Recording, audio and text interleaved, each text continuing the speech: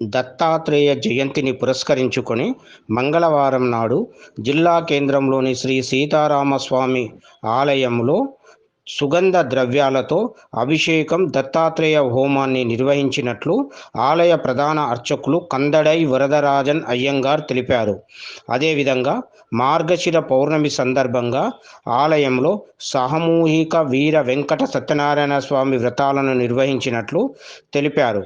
దత్తాత్రేయ హోమాన్ని వేద పండితులు కొరవి శ్రీనివాసాచార్యులు అర్చకత్వంలో ప్రత్యేకంగా నిర్వహించినట్లు తెలిపారు.